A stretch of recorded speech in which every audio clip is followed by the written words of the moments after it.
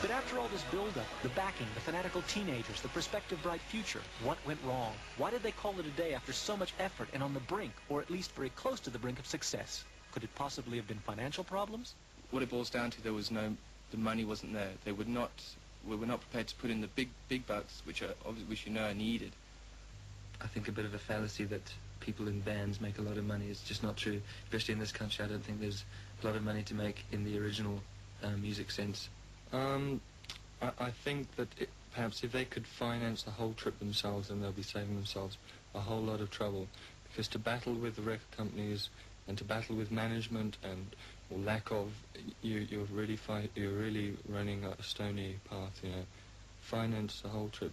A rich uncle, cousin, whatever. In South Africa, that's what's necessary.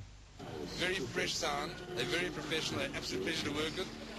And we're going to look like we're going to take them all the way. We're not going to stop. Brave words from the record company. But could they have been a part of the breakdown? Or did they give as much as they should have? Or the budget would allow them to? I think they were there. In all fairness to them, it must be said that they were there all the time. They were there supporting us. But what must be said is that there isn't the market in South Africa, so they don't have the same sort of budgets as they do in England. In England, you're working on massive scales of like up to 150,000 rands an album and more, you know. Over here, I think if we spent 20,000 on ours with promotion and production and everything, it was a lot.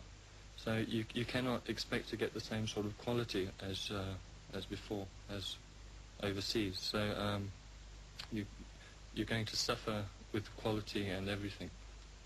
And what could other groups learn from their experience to possibly avoid the same mistakes? Yeah, I'd say make sure you've had experience in live work. You've really polished your act before you even go to the stage, and say, of approaching the record company. Because we learnt the hard way, and there's no way you can start off without that sort of experience. It gives you a very good grounding and a nice base to work from if you do know what you're doing. And what of the future? Well, I've sort of been bitten by the bug. I'm definitely going to be staying in the music business. I think at the moment I have got plans for a band called Chapter 2, but I think we'll have a couple of surprises in line for whoever's out there.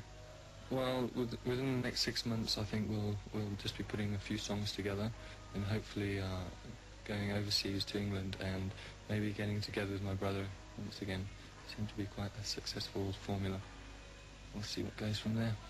Definitely still in music, without a doubt. I'm just going to stick in there as long as I possibly can and persevere. I don't think Face to Face will ever be forgotten. I think we started something, possibly in the form of image and makeup and all that, which possibly set a precedent for other bands, and good luck to them. And so, the end of a dream. 5 youngsters who could have become a musical phenomenon. The talent was there.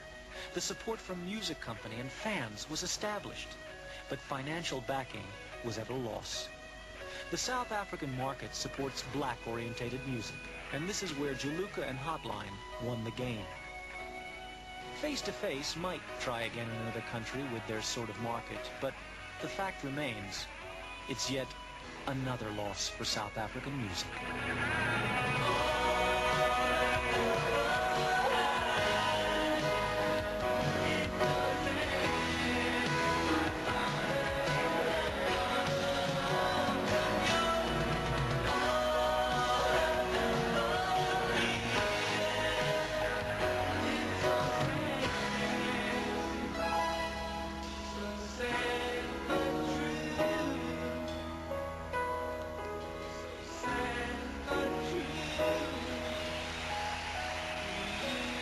Thank you.